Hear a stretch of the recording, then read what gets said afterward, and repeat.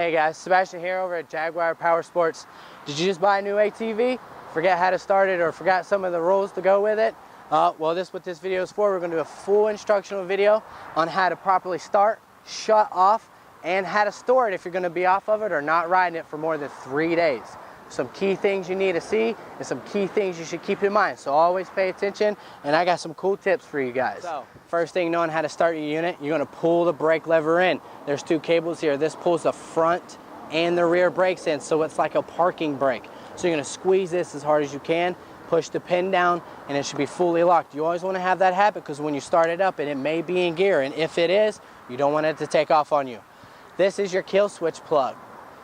Always want to make sure that this is attached to the rider. Just a small clip, any kind of jean belt loop, or even on the back of a shirt. This is the kill switch plug. Again, this is super safe, especially for those little humans that be riding these things.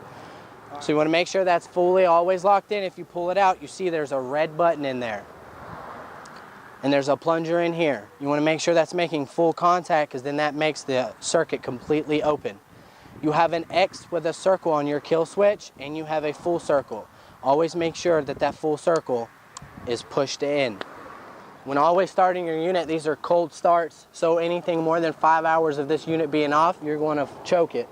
This gold lever here is your choke. All the way up to the fuel line is a full choke.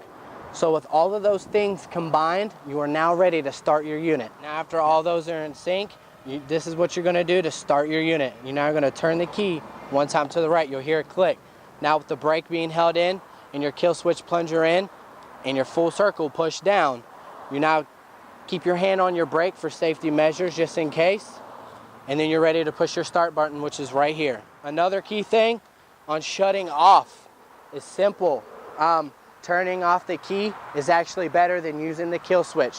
So if you want to just keep the kill switch on at all times, that's mainly for a safety feature. So it's actually better for the controls and electrical units to just turn it off by the key, leave the kill switch on at all times. Now, when you're done riding it and you know that you're going to be away, you got a vacation, you got a birthday to plan for, you just got a lot going on, you know it's going to be more than 3 days, we all know that gas can go bad and it doesn't take long.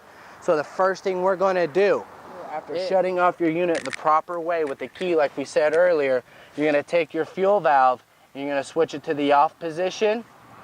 And then the next thing to do is we're going to drain the gas out of the bottom of the carb so we can save you guys from those expensive repairs. So what you're going to do is make sure that the choke is down. And you see this tube here on the reverse side of the carburetor. So after you pop this bolt right here and all of the gas drains out, there's a tube at the bottom. It is okay to take a pan or a cut jug and let it drain in there, and you can top it right back off in the top of the gas tank when you're done. You're going to leave it just like that so that when you store it for more than 3 days that you don't have any costly repairs.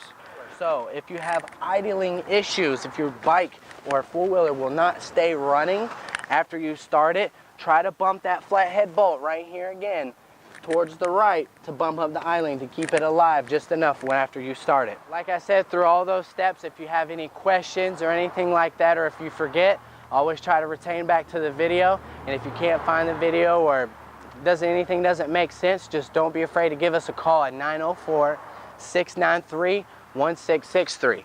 You could ask for me, Sebastian, or Andrew himself, the guru. Just follow these steps and these things will help you prevent from high expensive repairs.